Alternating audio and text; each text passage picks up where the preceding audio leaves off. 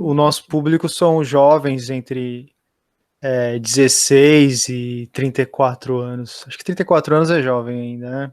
Legal.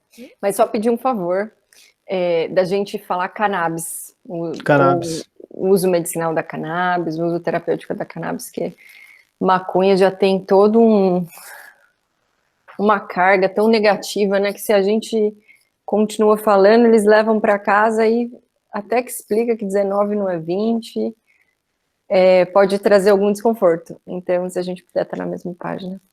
Inclusive, a gente já vai mudar o nome, né, porque o nome eu acho que ia usar maconha, mas era só para ser atrativo mesmo.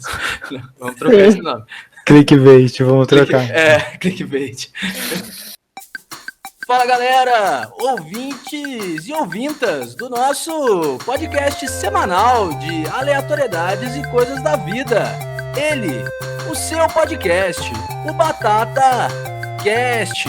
Bom, eu sou o Constant, jornalista e humorista, e como sempre eu estou ao lado do meu amigo. Fala, galera, sou o Leonardo, professor de História e Sociologia, mais uma vez com vocês para tratar de um tema super importante e vamos bater esse papo aqui.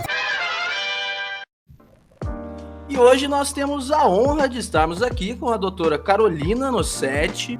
E bom, para quem não conhece, a doutora Carolina Nossetti, ela é médica, fundadora da Intercan, deixa eu ver se meu inglês está legal, International Cannabis Academy.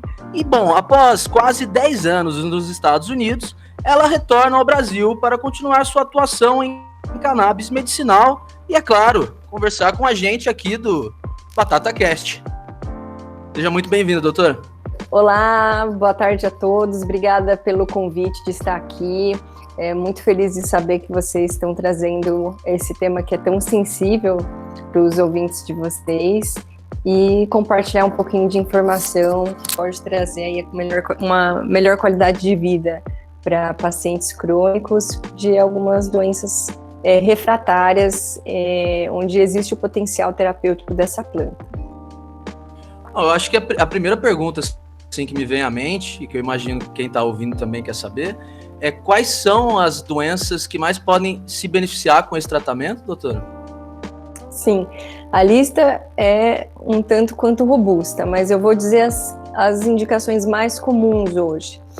Autismo, epilepsia refratária, doença de Alzheimer, doença de Parkinson, dor crônica, principalmente a dor neuropática, que é de difícil controle, pacientes usando quimioterápicos, não só pacientes com câncer, mas tem outros pacientes que também usam quimioterápicos, o seu cuidado. Algumas outras indicações que talvez sejam mais comuns fora do Brasil, como ansiedade, insônia, esquizofrenia, psoríase, endometriose, fibromialgia, espasticidades de uma maneira geral, que é uma contração muscular, isso está presente em diferentes doenças. Então essas são algumas das indicações mais comuns hoje. Olha, você falou uma doença aí que ressaltou aqui no meu ouvido, porque eu convivo com alguém que tem fibromialgia já há muito tempo, que é a minha mãe, e ela tem sérias dificuldades em tratamento, inclusive ela já quis saber mais, né, sobre o tema, apesar dela ser como uma mãe já mais conservadora, mas ela se abriu, porque afinal de contas, mesmo quem é conservador quer um tratamento quer uma cura, né? Quer um tratamento para sua dor, né? E, pô, super legal. E eu fico pensando, eu queria perguntar com relação à fibromialgia, como funciona esse tratamento? Agora é algo pessoal mesmo. Tá se consultando? Mas eu acho que é pessoal para todo mundo, porque eu acho difícil alguém que está nos escutando aqui que não tenha contato com alguém que tenha uma dessas indicações. Então, eu acho que 100% das pessoas que estão nos escutando, ou quase isso, conhece alguém que poderia ter a sua dor, ou a sua insônia, ou a sua ansiedade aliviadas com o uso dessa planta. Por isso que eu acho que é importante todo mundo estar sabendo que isso é uma opção. Porque às vezes a primeira opção não é uma opção para essa pessoa, né? Às vezes a primeira ou a segunda opção não são efetivas. Então, nessa busca do que alivia, A cannabis é algo a se pensar, com certeza. Não é cura, algumas vezes eu falei aqui melhor qualidade de vida, e é isso que a gente está buscando com essa terapia. Mas antes de falar no caso em específico da fibromialgia, eu gostaria de dar um passo anterior. Por quê? A gente não pode também considerar que não só para fibromialgia, mas outras indicações que são de difícil controle, por exemplo, a ansiedade, a insônia, normalmente é algo que as pessoas carregam assim anos da vida. Então, o que eu gostaria de dizer é que a gente precisa pensar em algo antes da gente pensar em cannabis, tá?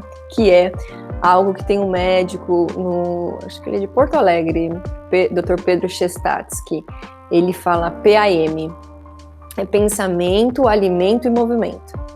Se o paciente não consegue ajustar esses 3 antes de começar a cannabis, eu acho que ele nem deve considerar a cannabis.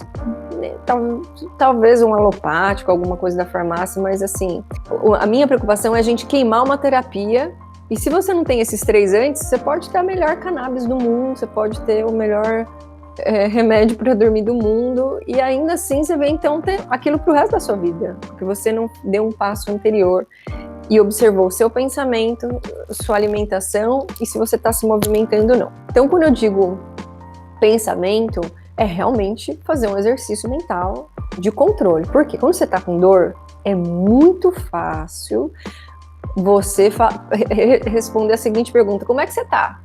Nossa senhora, eu tô péssima, e começa. E aquilo acaba virando a realidade da pessoa. É irreal? Não. Aquela dor, aquela expressão é real. Só que se a gente permite e verbaliza e continua mencionando aquilo sequencialmente, a gente não vai conseguir atingir o objetivo.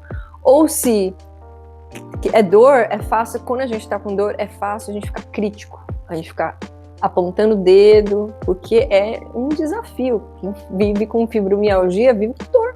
Então, você vê alguma coisa, uma pessoa fazendo coisa errada, a primeira coisa que você quer fazer é descontar em alguém. Não é a pessoa, não é a sua mãe, não. É qualquer ser humano, tá? Isso que eu tô dizendo, seres humanos de uma maneira geral.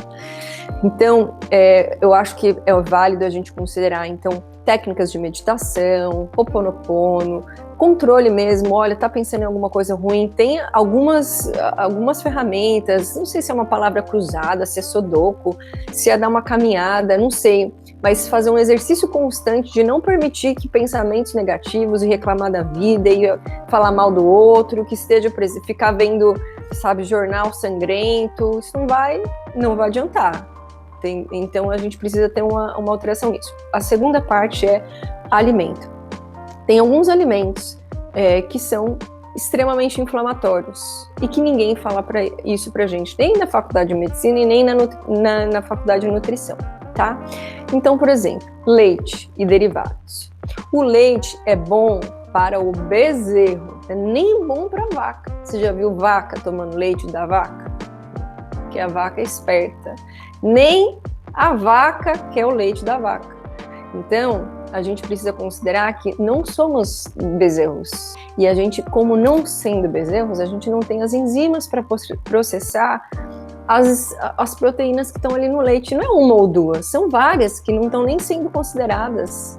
Então, leite e derivados, isso é inflamatório. O que isso quer dizer? Se você tem dor, se você tem insônia, se você tem déficit de atenção, se você tem depressão, se você tem ansiedade, você está tomando leite, pode tomar o antidepressivo que você quiser, que a chance do seu corpo conseguir se recuperar numa rapidez vai ser difícil. O corpo é um só. Você está colocando algo no seu corpo que o seu corpo não reconhece.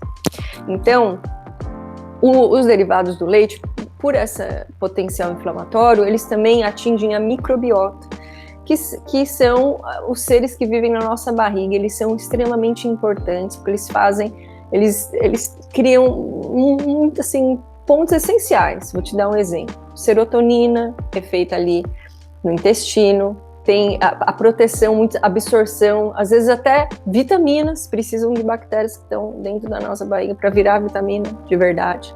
Você pode estar comendo a melhor o melhor legumes orgânico. Você não tem a bactéria, meu caro, você vai ficar com o melhor orgânico no seu vaso sanitário, porque você não está absorvendo o que você precisa absorver. Então, o leite tem isso. Outro que é muito alimento que é muito prejudicial ao microbiota é o glúten. Assim, o glúten não é só quem é sensível ao glúten, não, tá? Todos nós, a quantidade de glúten hoje que se tem em farinha branca, em pão, macarrão, é muito alta e é inflamatório e é prejudicial ao microbiota. Outro ponto é açúcar, adoçante, comida processada, presunto, mortadela, isso é muito ruim, né? Bisnaguinha. O leite, voltando aqui só um pouquinho no leite, para vocês terem uma noção quanto o leite é ruim, tem 3 CIDs, que são códigos internacionais de doença para o leite. Você tem 3 códigos diferentes para uma comida, já é uma dica para os universitários. A gente podia refletir aqui, se tem tanto CID para uma comida, para um alimento, será que a gente precisa? Será que é para a gente?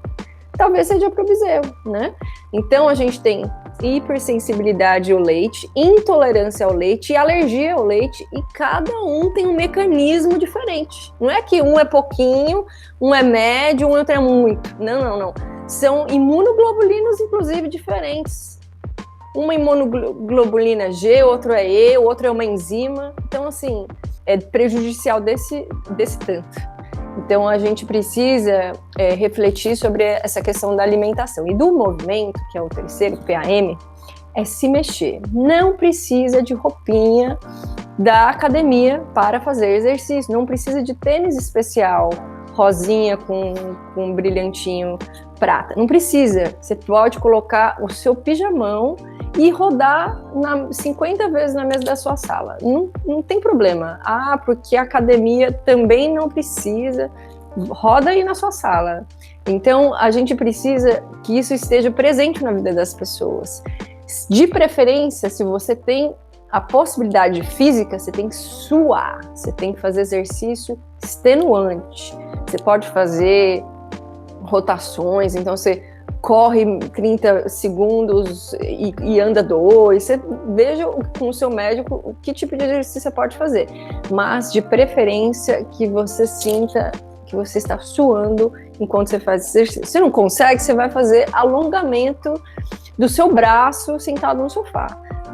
Não importa, mas algum movimento você tem que trazer para sua vida, que mexa o braço, que mexa a perna, sentado, não importa, mas que você esteja mexendo. É claro que quem puder mexer mais, vai lá fora e sua, mas quem estiver numa cadeira de rodas, vai mexer o seu braço, vai mexer o que conseguir mexer, tá? Então, considerando esses 3 pontos, e esses 3 pontos sendo executados, né, sem leite, sem glúten, sem açúcar, presunto e etc., aí a gente vai considerar cannabis e outros fitoterápicos que também são seguros. A cannabis nunca matou ninguém de forma direta quando usada como a planta toda. Então, é um padrão muito seguro no tratamento, principalmente nos fibromialgicos, que normalmente são polifarmácia, que quer dizer uma longa lista de remédios e pouca efetividade no final. E tem um componente mental. Então, quando eles estão mais ansiosos, ou eles estão mais sensíveis, a dor é maior, e aí que tem aquela questão do pensamento, né? Da gente fortificar o cérebro para lidar com esses momentos de estresse, que quem tem fibromialgia vai ter com certeza. Então, tem que se preparar para esse momento. Então, a cannabis, ela pode melhorar o padrão da dor. Na realidade, a cannabis, ela muda a percepção da dor. Não é que ela tira a dor completamente, às vezes tira, tá? Mas, às vezes, ela torna a dor suportável. E isso é qualidade de vida. Às vezes é suportável o suficiente, que antes você estava na cama, agora você está no quintal vendo a flor.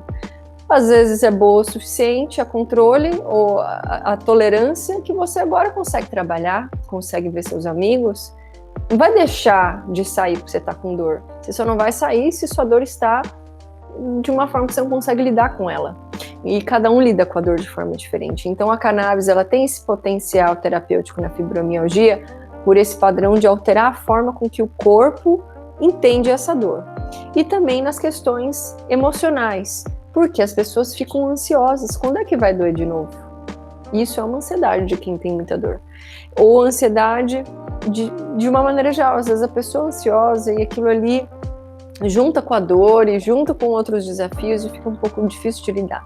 E a cannabis, ela tem um potencial de plenitude. É algo que às vezes eu escuto dos pacientes: o que você está sentindo? Com óleo rico em THC, que é um dos componentes da planta, eu já falo da planta, os pacientes eles podem mostrar euforia. Em doses baixas, não, tá? Euforia é uma felicidade. O óleo rico em CBD, ele traz uma plenitude. Plenitude é você estar feliz e contente do jeito que você não está radiante, saltitante. Você está ali agradada ou agradado com o que está acontecendo. Só que as coisas te desagradam menos. Então, é uma plenitude, você aceita melhor as coisas, você fica menos crítico, talvez as coisas, se te incomodar menos, você critica menos. Então, é muito interessante esse efeito, acho que eu nunca vi esse efeito em lugar nenhum, mas é uma sensação de plenitude que esses pacientes que precisam, às vezes eles estão tão estressados no manejo da sua própria doença, que uma plenitude, talvez uma complacência em termos de tratamento seja válido, porque esses pacientes vão ter que tentar várias coisas até achar um conjunto de coisas que funcionam. Não é uma coisa nem duas, é um conjunto. Uma meditação, com alimentação, com movimento, com a cannabis, com óleos essenciais, com talvez uma fisioterapia, ou talvez um psicólogo, ou tem pessoas que tentam terapias diferentes, ayahuasca, enfim.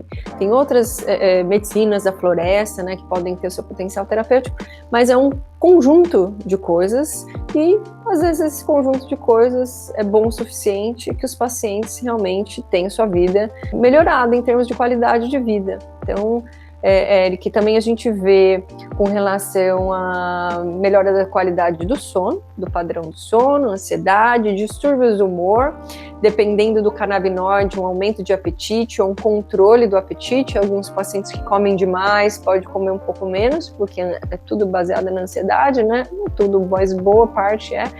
E o contrário, existem plantas que aumentam o apetite, tem plantas que diminuem o apetite. Então, a gente consegue ter um controle nesse sentido, mas eu acho que ansiedade e dor são os pontos principais nesse caso. Muito interessante você falar sobre o leite e o glúten, porque são coisas que eu eliminei da minha vida, porque sou intolerante ao leite e acredito que eu tenha síndrome do intestino irritável. Acho que a minha família toda.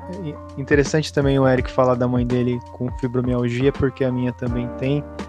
Acho que eu tenho ouvido tanto falar a respeito de fibromialgia, intolerância alimentar, né? Eu tenho ouvido muito falar sobre isso. Não sei se o ser humano, se a nossa sociedade, né, a forma como a gente se alimenta tem tornado isso mais propício. Exatamente isso. Só um parêntese.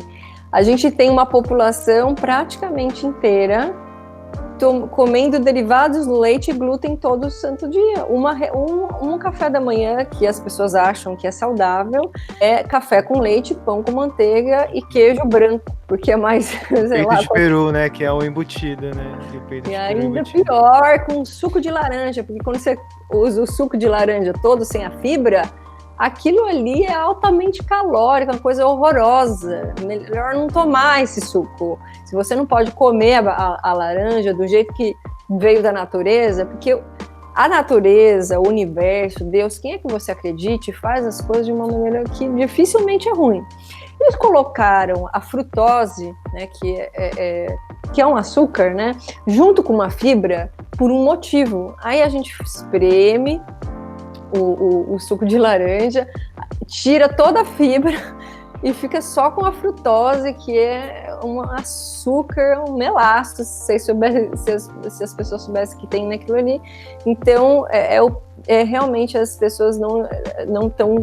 Todo mundo está se alimentando errado, Leonardo, é isso que está acontecendo. Se você está escutando muito, é porque você devia estar escutando mais há muito tempo, porque se toda uma população está comendo errado, com esse café da manhã que a gente falou, É porque a natureza é muito boa, senão era para estar muito mais gente doente, tá? Agora, uma hora a conta chega. E é por isso que tem tanta gente doente, Leonardo. Tem a questão também da planta, né? Porque, no caso, a planta de cannabis, porque tem algumas categorias, né? De medicamentos, né? Você poderia consumir a planta toda, ou extrair o CBD isolado, ou THC, e tem até os canabinoides sintéticos, né? Que já seriam uma outra categoria. Você poderia explicar pra gente quais são essas diferenças e o que é esse CBD e esse THC? Sim, mas a hora, já? Você gostaria de voltar? Eu gostaria, na realidade, de começar com um gancho do que você falou, o nosso endocannabinoide. O endocannabinoide. Eu acho que é mais importante do que o da planta, é o nosso próprio. Então, essa questão até de falar assim, a pessoa, não sou a favor da cannabis, pois você não é a favor de você mesmo, porque você produz 2 miméticos aos canabinoides da planta. Os 2 endocannabinoides descritos, tem alguns outros que estão sendo estudados, são miméticos ao CBD e o THC, que são os principais fitocannabinoides que tem na planta. Mas eu vou chegar lá. Além do nosso corpo ter os endocannabinoides, tem um sistema todo. É um sistema que se chama sistema endocannabinoide. É um sistema bem interessante. Vou trazer uma analogia que eu escutei alguns anos atrás e eu achei que fez todo sentido e faz até hoje. Se a gente considerar o nosso corpo como uma banda, então a gente tem o sistema imune, que é o violino, a gente tem o sistema neurológico, que é o trombone, a gente tem um maestro dessa banda. Alguém tá lá tocando essa banda, mais trombone, menos violino. Este maestro da banda se chama sistema endocannabinoide e ele modula os outros sistemas fisiológicos. Então, é um sistema que visa, olha que lindo esse sistema, que visa a homeostase. Ele visa o equilíbrio dos outros sistemas. Ele coordena os outros sistemas, modulando eles. Então, o maestro dessa banda, ele está em diferentes locais do corpo, tá? E ele tem enzimas de síntese, enzimas de degradação, receptores e ligantes. Os receptores e ligantes, eles funcionam como um chave e fechadura. Então, essa chave a gente produz e a fechadura também. Essa fechadura se chama receptor canabinoide. E a gente tem 2 tipos descritos, tem outros que estão sendo estudados, mas a gente tem robustez de estudo em 2, o receptor CB1 e o receptor CB2. O receptor CB1 ele é localizado no sistema nervoso central. E o receptor CB2 ele é mais localizado em células imunes do sistema periférico. Então, não só em células imunes, mas também em tecidos linfóides. Então, CB2 mais o sistema imune e CB1 mais sistema nervoso central. Não quer dizer que não tenha um pouquinho, por exemplo, de receptor CB1 em órgãos vitais, tem. E também tem células, tem receptor CB2 em células imunes do cérebro. Mas, de uma maneira geral, a gente descreve esses 2 receptores. E as chaves, a gente tem como as nossas próprias chaves os endocannabinoides. E a gente tem 2 descritos, a anandamida e o 2-AG. A anandamida ela é mimética ao THC da planta. E o 2-AG é mimético ao CBD da planta e eu já chego na planta. Por quê? A estrela é o sistema, não é a planta. A gente só usa a planta porque a gente tem um sistema para usar a planta. Porque se a gente não tivesse sistema, a gente nem ia sentir o que a planta está nos dando. Tem um monte de planta aí e a gente não sente nada, mas essa a gente sente.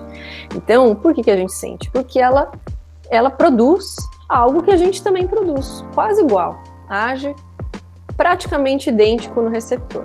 Então, faz o mesmo serviço, vamos dizer assim. E aí, agora indo para a planta, que não é estrela, mas ajuda ali na complementação, né, desses endocannabinoides. Às vezes a gente precisa de um pouquinho mais. Então, a planta é uma planta complexa, são mais de 480 compostos já documentados, e a gente tem 3 categorias principais: os canabinoides, os terpenos e os flavonoides. Os terpenos são os óleos essenciais. Então, a gente tem centenas de óleos essenciais já descritos, limoneno, enfim. A gente tem os flavonoides, que é o que dá cor e sabor. Não só a cannabis, mas em vários outros alimentos a gente vê os flavonoides. Então, essas 3 categorias principais, os canabinoides, a gente tem, essa é a categoria mais importante em termos médicos, né, em termos terapêuticos, e tem 2 principais, o THC e o CBD. O canabidiol e o tetrahidrocannabinol, mas são mais de 120 já documentados. Vou falar só desses 2, porque é o que tem mais robustez, mas quem procurar aí vai achar indicações para os outros. Então, o CBD e o THC, eles têm funções muito parecidas. Tem algumas indicações que é melhor o CBD, tem a maioria, 80%, o CBD ele consegue ter uma resposta positiva e diria um pouco menos o THC. Tem alguns que só o THC a gente vê um potencial maior. Por exemplo, glaucoma, aumento do apetite, que é a larica. A gente vê muito mais com o THC do que com o CBD, tá? Alguns pacientes que usam o CBD, eles podem aumentar o apetite. Por exemplo, os pacientes com câncer, muitas vezes eles ficam com uma aversão à comida. Eles ficam com enjoo. Eles querem, não tem um gosto pela comida. Então, alguns desses pacientes, quando eles usam o óleo rico em CBD, eles tiram a aversão. Eles não ficam com fome. Eles só não odeiam mais aquela comida. Então, começam a comer e aumenta o peso. Ficou com uma larica? Não, não ficou. Mas aumentou o peso? Sim, aumentou o peso. Vai falar que não aumentou o apetite? Pode ser que a gente considere que o apetite da pessoa melhorou, pode ser sim, isso pode ser dito, mas é muito peculiar a forma com que essa planta age. Por quê? São centenas de tipos de plantas canábis, é igual a orquídea. Tem orquídea azul, amarela, branca, alta, baixinha, com a flor larga, com a flor magricela. Então a gente tem que considerar essa especificidade das plantas. Então, não é só o CBD e o THC. Então, vou fazer uma outra analogia aqui, que eu acho que é válida. Se a gente pensar, por exemplo, num avião levantando voo, tá? No aeroporto, tem 2 turbinas, uma é o CBD e o THC. Então, as 2 estão levantando aquele avião do show. Quem está sentado no banco do piloto não é nem o CBD nem o THC, porque eu falei para vocês que é turbina. Quem está sentado lá é o terpeno. O terpeno que vai dizer se você vai dormir ou se você vai acordar com essa planta. Tem planta cannabis que é usada para déficit de atenção. Não é, então, necessariamente que você vai comer e dormir com a cannabis. A maioria das pessoas que comem e dormem com a cannabis é que elas estão usando um prensado, que é um dia talvez tenha sido uma planta cannabis, que tanta coisa misturada, querendo ou não querendo, é o jeito que vem. A maioria da cannabis não é aquela flor. E outra coisa, as pessoas, o remédio, a parte mais concentrada está na flor, não está na folha. Não sei porque as pessoas colocam folha como uma imagem da cannabis. Tinha que ser a flor, que é onde está a maioria do remédio, do produto terapêutico em si, né, onde os tratos mais concentrados são retirados. Então, a gente precisa considerar quais são os terpenos dessa planta. Então, a gente tem um sistema endocannabinoide que tem já tem a sua própria peculiaridade, cada um é único, e a gente tem a da planta. Então, quando a gente junta os 2, aí que é difícil achar a planta certa, para o paciente certo, na hora certa. A quantidade muda, às vezes, de uma semana para outra. Então, qual que é o desafio aqui? Manejo terapêutico. Os médicos não estão acostumados, os pacientes não estão acostumados, ninguém está acostumado. Mas é isso que faz essa planta ser efetiva. São esses 480 compostos juntos, de uma forma em proporções particulares ali para cada cepa. E a gente precisa ter um pouco de paciência e experiência para conseguir achar qual produto seria melhor para qual paciente, em qual quantidade, e ensinar esse paciente a fazer esse ajuste sozinho, porque é personalizado esse cuidado e depende de uma comunicação muito boa entre médico e paciente. Nos Estados Unidos, né, em alguns estados onde a cannabis medicinal é legalizada, você tem dispensários com diversas qualidades, né, e cepas. Mas aqui no Brasil, onde os pacientes, para conseguirem, né, muitos têm que ter uma autorização da Anvisa, se eu não me engano, acho que você pode esclarecer melhor, conseguir fazer esse equilíbrio, né, de encontrar a cepa certa, é muito mais complicado, né? É um desafio. Quando você tem um monte de opção, aí você tenta 4, 5 opções essa semana, 2 semanas você tenta mais 2, aí você vai rodando, tenta nesse dispensário, eu não gostei dessa planta, eu vou no outro. Isso é um luxo, é maravilhoso, existe, isso é real para muitas pessoas, mas aqui nem tanto. Então, o primeiro passo, assim, é ter um médico. Na realidade, antes de você falar com esse médico, tem que estudar sobre esse assunto. Não precisa saber mecanismos de ação dos canabinoides nas células X, não precisa. Mas precisa ter um mínimo de informação antes de falar com o seu médico. Por quê? A gente não aprendeu isso na faculdade. Então, 99% dos médicos não tiveram essa informação, nunca na vida dele. E é muito provável que esse médico vai falar não. Porque ele é mau? Não, não é porque ele é mau. Ah, porque ele tem má vontade. Olha, para você se munir de informação para você fazer uma prescrição, você tem que estudar muitas horas, para você se sentir minimamente seguro, porque senão você faz erro. Então, a gente tem que ter um pouco de empatia também com esses médicos que estão começando, que nunca fizeram, que assim, não é você o desafio, é que talvez naquele momento da vida deste médico em específico, ele não possa parar X horas, se são 12 horas, se são 40 horas, não sei quantas horas esse médico precisa para se sentir seguro, às vezes ele não pode fazer isso por você. Então, e talvez ele esteja aberto, mas ele só precisa de um pouco de informação. Se você que precisa desse médico, dessa terapia, já vai munido, por exemplo, quem tem fibromialgia, coloca assim, em inglês mais fácil, fibromialgia, fibromyalgia, research, que é pesquisa. Vai lá no Google escolar, veja ali alguns estudos que mostram o potencial positivo e leva para o médico já. Assim, olha, doutor, às vezes o médico nem sabia que fibromialgia, às vezes ele vai falar para você, não serve. Não é porque ele é do mal, ele nunca escutou que era bom. Então, talvez, se você se munir, e se for só um desafio dele não saber que é uma indicação, ele esteja com você nessa. Aumente as suas chances de vender o seu conceito para ele, porque é um conceito novo, né? Então, escute outros pacientes. Como que eu vou fazer? Coloca na internet, paciente, fibromialgia, coloca em inglês, traduz no Google Chrome as páginas, e aí simula. Então, se muniu, vi que os pacientes têm melhora, viu como é que é, o que esperar, o que não esperar, aí tem que falar com o seu médico. Fala, olha, eu escutei dos pacientes, eu vi aqui alguns depoimentos de pacientes com fibromialgia, doutor. E eles relatam aqui que é melhora na dor, melhora na ansiedade, alguns melhoram na insônia, alguns que estão com depressão ficam com menos depressão, alguns até ficam com uma euforia, assim, quando usam a cannabis, vão meio tristes, às vezes isso é uma vantagem para alguns pacientes.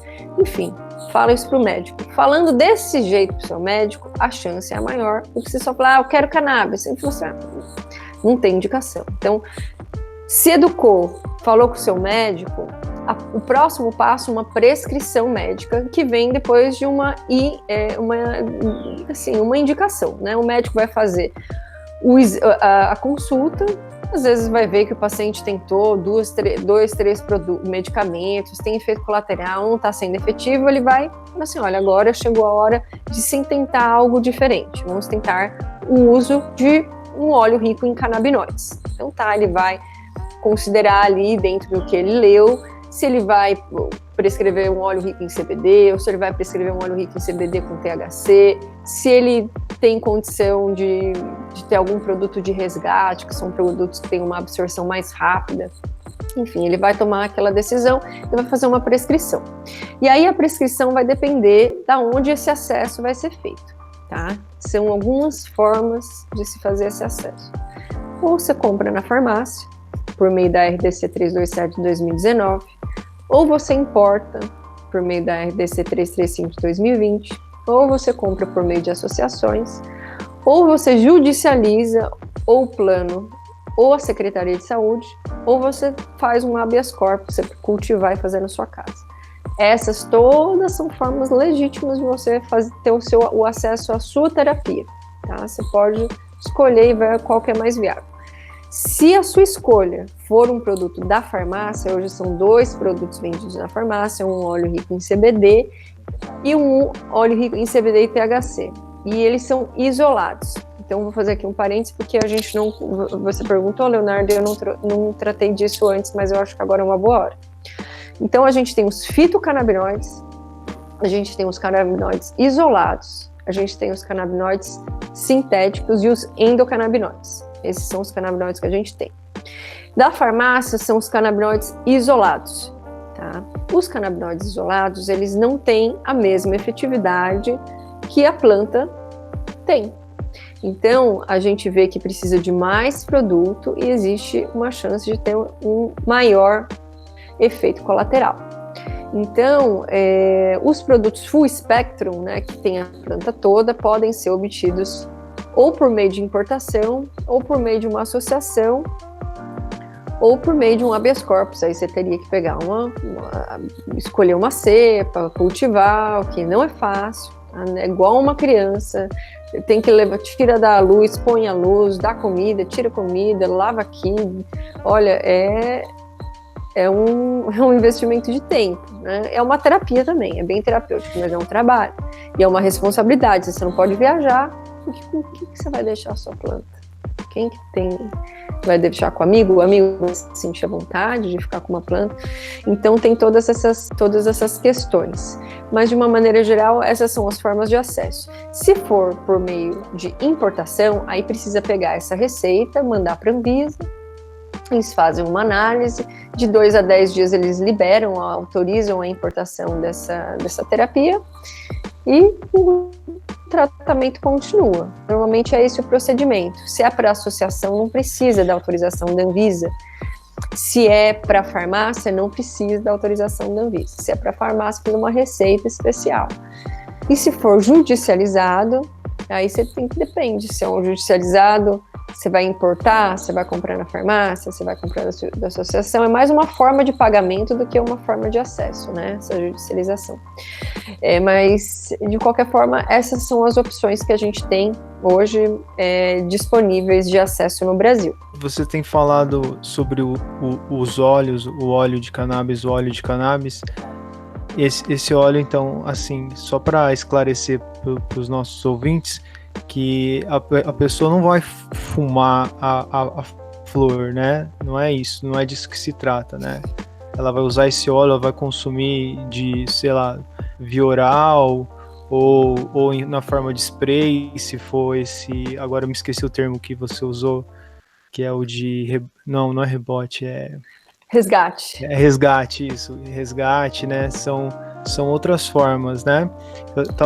Eu tava lendo, não sei se é real isso, mas se você queima, né? Por exemplo, você perde o CBD, assim, porque a temperatura de fusão, não sei, dele é mais baixa.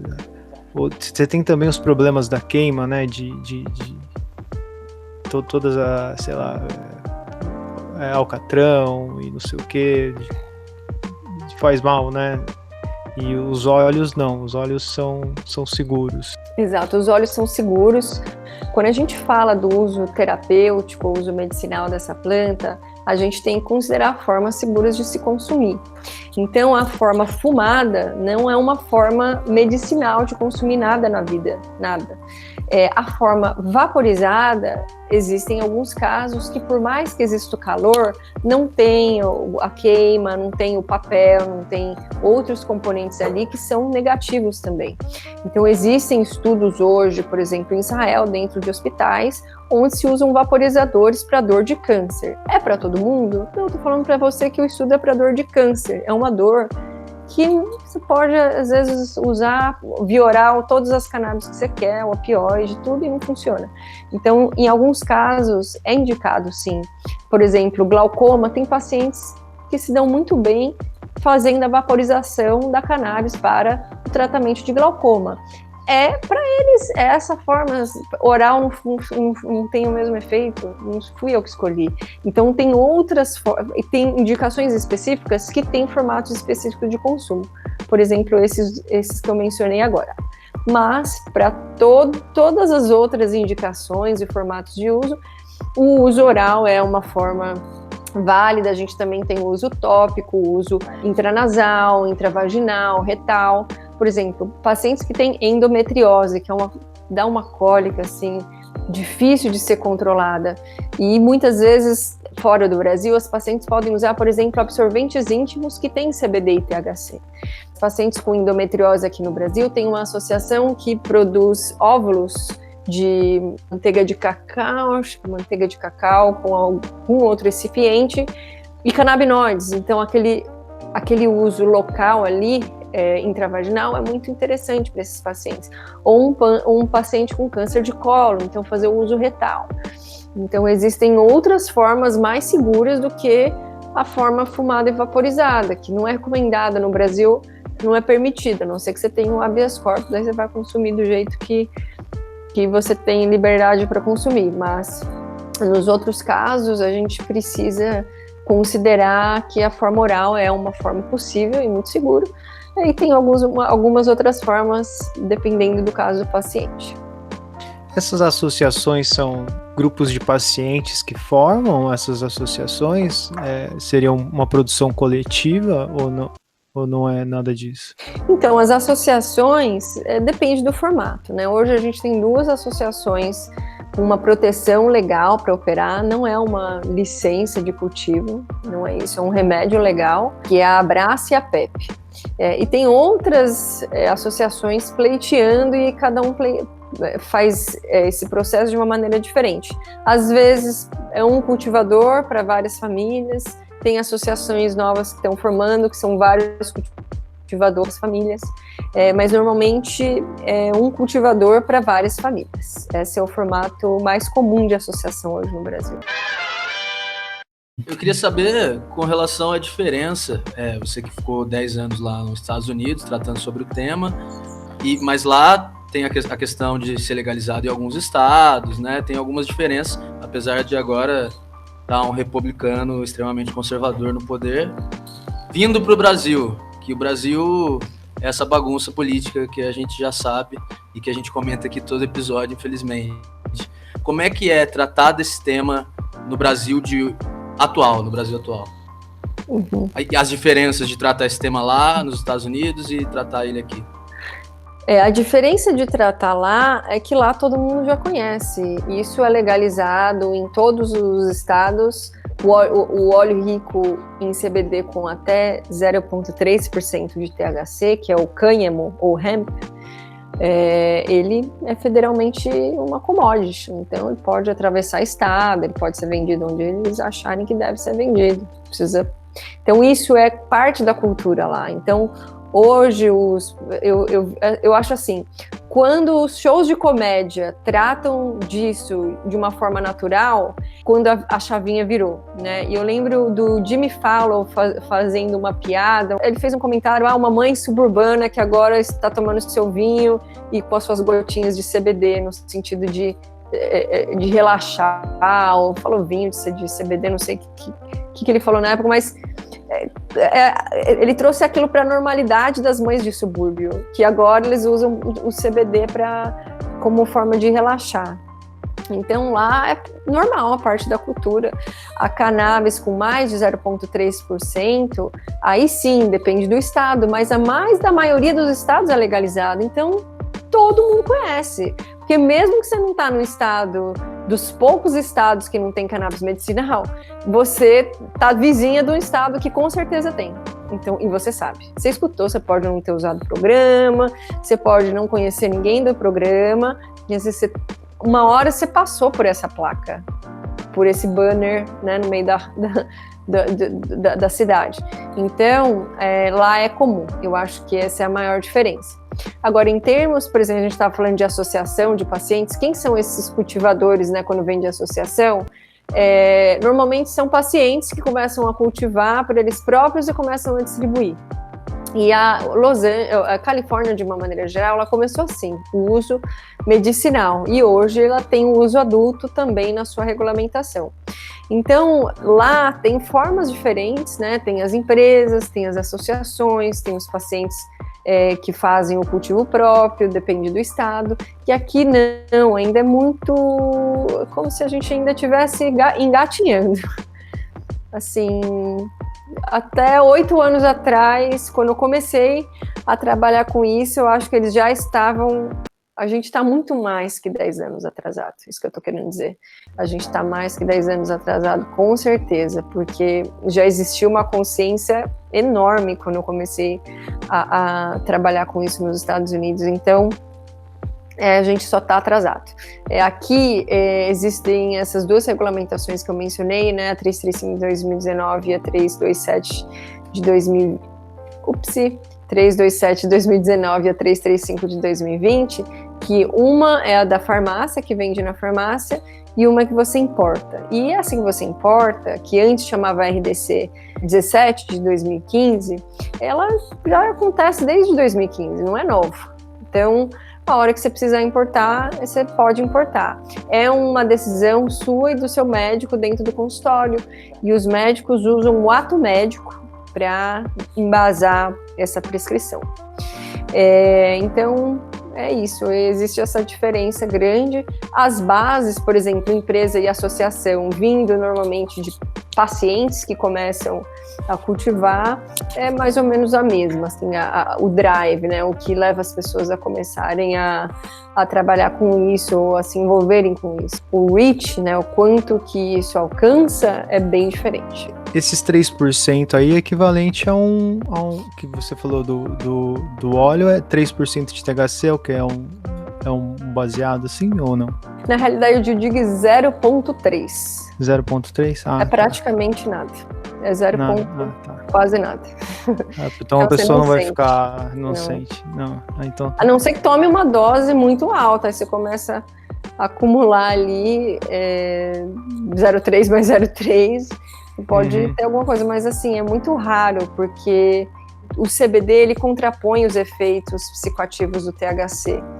Então, a não ser que você esteja tomando um óleo baixo em CBD e com 0,3% de THC, aí seria assim um caso raríssimo de uma planta dessa, aí talvez você pudesse ter alguma coisa com altas doses.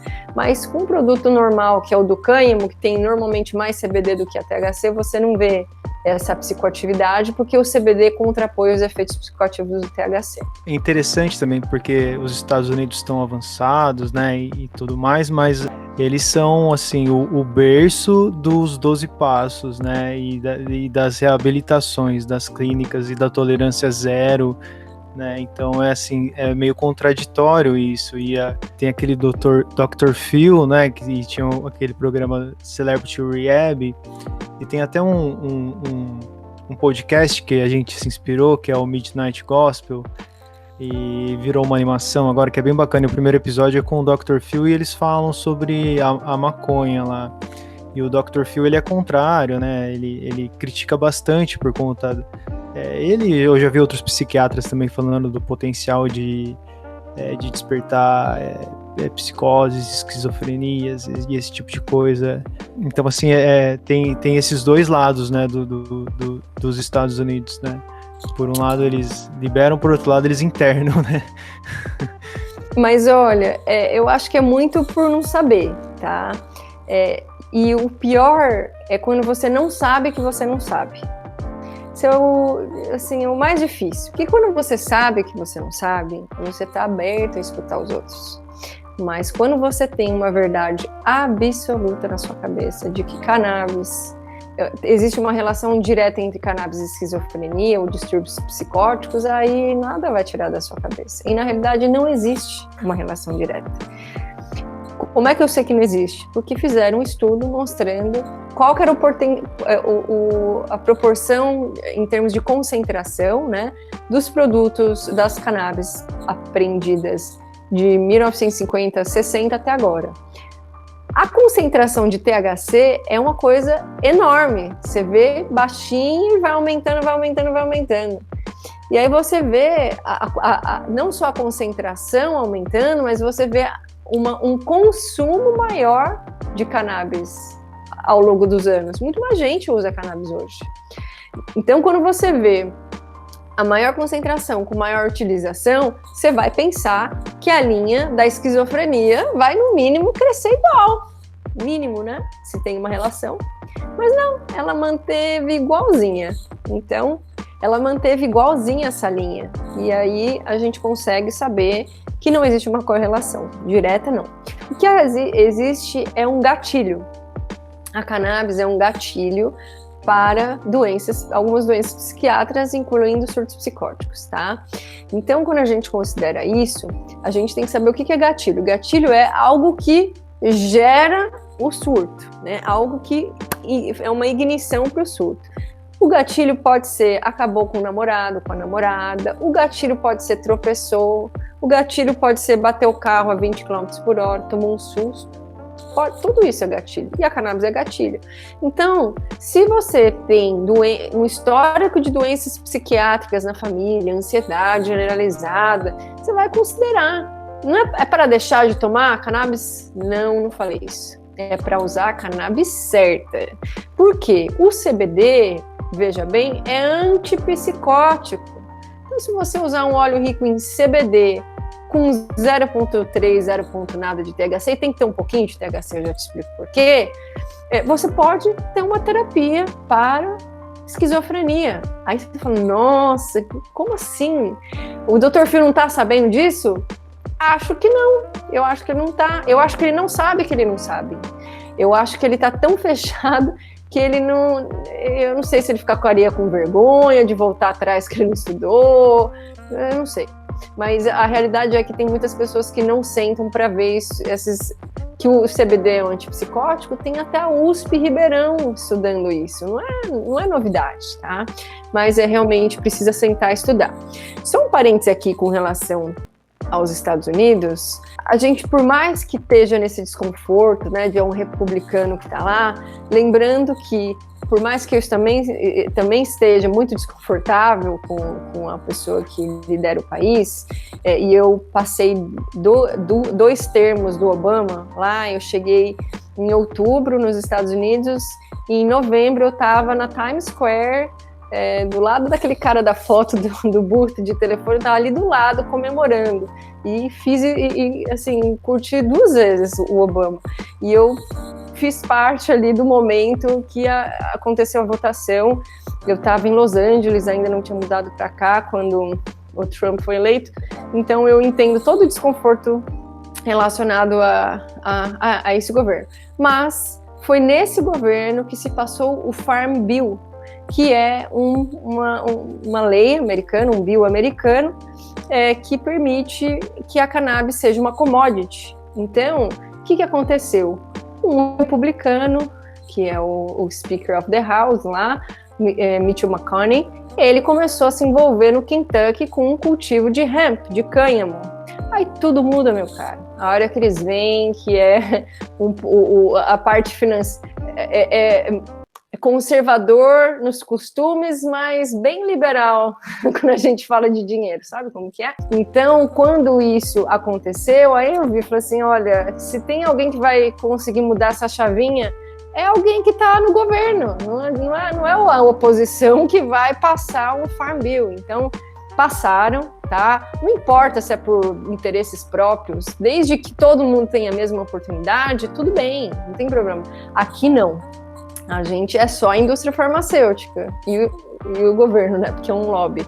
Mas, considerando que aqui a estrutura é diferente, lá progrediu apesar dos republicanos, né? Então, eu ainda tenho minhas esperanças aqui, estão se diminuindo a cada dia, mas existe um PL que espero que seja votado aí em breve, PL 399 de 2015, Comissão Especial de Medicamentos à base de cannabis, assim, tem que ser votada em breve, eu espero que seja, para depois ir para o Senado. Mas é um projeto robusto, muito responsável, muito pensado e com bom senso. Tive muita honra de participar das audiências públicas, das construções de conceito. Está sendo uma experiência muito única, mas não é só na Câmara que isso é discutido, né? Tem a Sub-6 no Senado, teve uma audiência pública da Comissão de Direitos Humanos, que foi bem impactante. A senadora Mara Gabrilli, que usa cannabis, né? Faz o uso terapêutico da cannabis, deu um depoimento e me chocou, assim, muito o impacto que ela trouxe ali. Então, eu acho que escutar a história dos pacientes é bem interessante nesses lugares, mas a gente tem esse PL que está sendo discutido agora e eu estou com muita fé que ele vá para frente. Doutora, eu vi no seu canal, acho que você comentando que, inclusive, num desses debates, o que te surpreendeu foi a posição da bancada ruralista, ou eu estou enganado aqui? Muito me surpreendeu. Acho que surpreendeu várias pessoas. É que como eu trabalho com isso, acho que eu estava surpresa, assim, eu fiquei mais surpresa, mas eu acho que qualquer um se surpreenderia se a gente falasse que a bancada ruralista fez uma audiência pública para discutir o uso terapêutico da cannabis. Digo mais, o presidente dessa mesa, que é parte da bancada ruralista, disse que usava sua imunidade parlamentar para importar cannabis para fins terapêuticos para pacientes do Brasil. Eu olhava assim, mas alguém gravou? Vocês gravaram? Todo mundo gravou? A TV Senado gravou? A TV Câmara gravou? Então, eu fiquei assim, em estado de choque, que eu estava ao vivo quando isso foi falado. E assim, eu tenho certeza que na história do Brasil vai passar a cena desse cara falando isso, e eu vou estar lá velhinha, nossa, eu vi isso, não acreditava que alguém falou isso. Então, assim, vai chocando, mas vai abrindo portas. Quando eles veem que é uma pessoa, a Carolina, fazer isso é uma coisa, agora alguém a imunidade, falar que está usando a imunidade parlamentar para traficar e ninguém fez nada. Alguém vai prender. Agora, a Polícia Federal estava ali, eu falei, agora que vai ser o escândalo. Nada. Se fosse um helicóptero de cocaína. Ô Carolina, mas essa PL, como funciona esse projeto? O que tem dentro dessa PL? Quais são as propostas dela? Para explicar para o pessoal que está ouvindo a gente aí. Sim, um ponto importante é pesquisa, tanto em universidades quanto pesquisas por meio de empresas. E aí quem pode fazer, inclui cultivo, extração e comercialização. E quem pode fazer isso? Pode ser uma empresa, pode ser uma associação, ou pode ser por meio da Farmácia Viva, que é um programa do SUS que já acontece e que é bem interessante porque permitiria um acesso extremamente democratizado. Então, em suma, esse PL trata do cultivo, extração, beneficiamento, comercialização dessa planta, tem que ter um CNPJ, ou CNPJ pode ser uma empresa, uma associação, ou pode ser uma ação governamental por meio das farmácias vivas. Se passa, diria que é um dos projetos mais robustos. É o marco regulatório da cannabis. Eu não falei o marco regulatório da cannabis medicinal, falei o marco regulatório da cannabis. Por quê? Porque esse PL também inclui o cultivo e beneficiamento de formas diferentes do cânhamo. Então, produtos com até 0,3% de THC, eles são considerados cânhamo. Em alguns lugares eles mencionam 0,3, 0,2, né, fora do Brasil. 0,3 é o Farm Bill americano e 0,2 é uma documentação da Organização Mundial de Saúde. Mas aqui no Brasil, se for considerado cânhamo, você pode trabalhar com têxtil, você pode fazer móvel, você pode fazer plástico, você pode fazer mais de 25 mil produtos, cimento, combustível de avião, o avião todo, peças de carro, comida, enfim. Você pode fazer tanto produto que, assim, o potencial financeiro para um país em crise é de, se bem organizado e bem feito, é de uma mudança de cenário financeiro impactante. Então o que falta é só eles entenderem, então, essa questão econômica. Só isso aí. A partir do momento que eles entenderem que dá dinheiro... Né? Então, teoricamente, eles já perceberam. Alguns. E os que perceberam, eles estão querendo dinheiro só para eles. Esse que é o desafio agora. Eles não estão entendendo que precisa da planta toda. Só que quando você tem só uma molécula, é muito mais fácil de você, vamos dizer, nichar esse acesso. Por quê? Tem uma empresa só com produto rico em CBD. Aí, se você é amigo, se você é alguém do governo, talvez um ex-ministro da saúde, ou ministro da cidadania, algum ministro, e você tira foto com o presidente dessa empresa e tá ali grudado, aí é difícil de entender o quanto isso não é lobby, né? Quanto isso não é para enriquecimento de uma empresa só, um grupo pequeno de empresas. E isso que é o desafio hoje. Então, é o seguinte, existe algo que se chama efeito comitiva, ou efeito entourage, que diz que se você usa a planta inteira, essa planta é muito mais efetiva do que se você usa os compostos isolados dessa planta.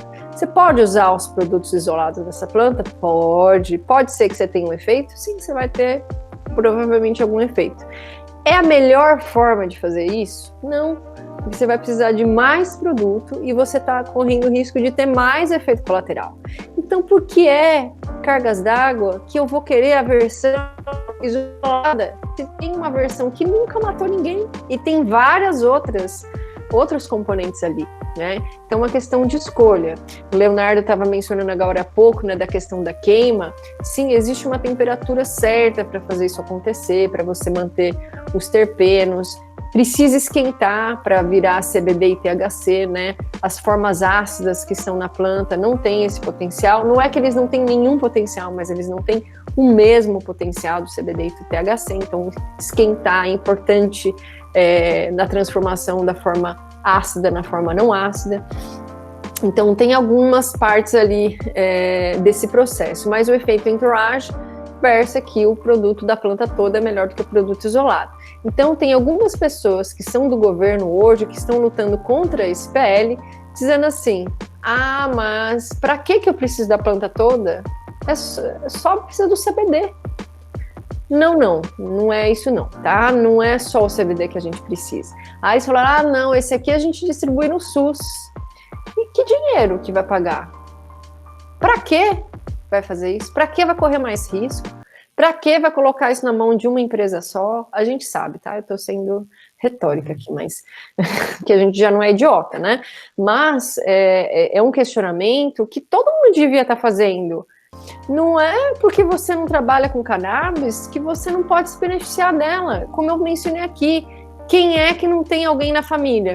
Ou conhece alguém próximo com autismo, epilepsia refratária, doença de Alzheimer, doença de Parkinson, dor, ansiedade, depressão, insônia, psoríase, fibromialgia, esclerose múltipla. Todo mundo conhece alguém se não tem alguém na família. Então, eu não sei por que as pessoas não estão lutando todas por isso, eu não sei. Né? Tem alguns filmes que eu acho que são bem esclarecedores, que é o Ilegal, O Cientista, que são filmes que são bem esclarecedores. Tem, quase pelo menos mais ou menos uns 1.400, 1.500 médicos prescrevendo hoje, são mais de 10, 15 associações de pacientes, agora eu não sei o número certo, mas não é pouca gente sofrendo, e não é pouca gente que pode se beneficiar. Se a gente considerar só os casos refratários de autismo, epilepsia refratária, Parkinson, Alzheimer e dor, são 10 milhões de pessoas. Isso é muita gente. E ela é tão segura que são milhares de anos de seleção e nos quais ela vem acompanhando a própria história da humanidade, né? E é basicamente o século XX todo de propaganda anticanábica, né? Eu tava, no mestrado, eu estava trabalhando com o Jornal Diário de Pernambuco, nos anos 60, eu encontrei uma série de matérias, assim, na parte policial, que falava de um grupo de pessoas, assim, que passava pelo sertão de Pernambuco, oferecendo cannabis para as mulheres, e as mulheres dormiam, assim, por 2 dias, e aí roubavam as crianças, sabe? Aquela coisa bem alarmante, assim. E não foi uma matéria, não. Eu encontrei, assim, uma sequência de matérias com essa história, assim, de tipo uma gangue, assim, que dava maconha e cannabis e as pessoas dormiam por dias, sabe? Roubava a criancinha. Roubava criancinhas, tinha essa história, essa lenda. Sabe que o Brasil liderou a proibição no mundo, né? A gente nunca ganha nada, é sempre umas coisas assim. Ganhou o primeiro a proibir a cannabis. Mas a história da proibição é muito americana, no sentido de que a gente só foi uma faísquinha, quem tocou o tambor foram pessoas americanas. Foram muitas ações de poucas pessoas. Então foi uma propaganda muito bem feita para demonizar, para beneficiar poucos. Então juntou o lobby da indústria farmacêutica, que estavam começando a vender os opioides, a família Dupont, que tinha um interesse têxtil, enfim, cada um com seu interesse. Mas a gente precisa se educar, mais ou menos, mas eu acho que todo mundo aqui, como pode precisar, ou tem alguém que possa precisar na família, eu acho que é do interesse de todo mundo entender um pouco mais. E tô aqui, conte comigo, meu Instagram é DRA Carolina Nossetti, Carolina com C, e Nossetti com C e 2 T's, é parte da minha missão, e eu fico muito feliz que a gente está conseguindo falar esse assunto aqui no BatataCast. E parabéns pela iniciativa de vocês. Bom, então é isso, está mais do que falado. Gostaria de agradecer muito a presença da doutora Carolina Nossetti aqui hoje, que ela aí abriu o papo aí com 2 carecas menos famosos que o Marcelo Tais, mas um pouco mais bonitos. Brincadeira, ela não falou isso, sou eu que estou falando. Isso daí vai ajudar muito os nossos ouvintes aí, espero que eles ouçam o podcast, deem para a mãe deles ouvirem, deem pro, assim como você falou, pro vizinho, pro Uber, para todo mundo. Eu vou botar minha mãe para ouvir, inclusive, que ela precisa ouvir esse podcast. Eu também. E é inevitável a gente falar que é a questão, por exemplo, do álcool, que a gente tem essa indústria gigantesca do álcool no Brasil, e o álcool a gente sabe, por mais que eu goste de tomar minha cerveja no fim de semana, que não traz nenhum benefício. Então tá na hora da gente rever os nossos conceitos, que tem coisas que realmente podem trazer benefícios, né? E a gente aí tá com os olhos vendados aí por esse preconceito que a doutora já deixou claro aqui que não nasceu do nada, né? Alguém quis criar esse preconceito na gente porque ganhou dinheiro em cima disso ou gerou alguma coisa em cima disso. Então, foi muito bom esclarecer isso aqui para os nossos ouvintes. Eu queria agradecer também, para mim foi ótimo, eu estava ansioso por esse podcast, por esse papo, é um assunto que me interessa muito. No começo do ano eu estava fazendo uma matéria com o professor Henrique Carneiro, assim, já é um tema que me interessa bastante, então para mim foi muito rico, assim, muito obrigado. Obrigada, e pedir, assim, para quem escutar esse podcast, compartilhar com as outras pessoas, e obrigada, parabéns aí pela iniciativa de vocês, Leonardo e Eric, muito obrigada. Então é isso, galera, esse foi o BatataCast de hoje, e nos vemos na semana que vem. Bom, eu esqueci de deixar uma informação que eu li aqui, que as caravelas de Pedro Álvares Cabral eram feitas de cânhamo. Durmam com esse barulho. Um abraço, até semana que vem.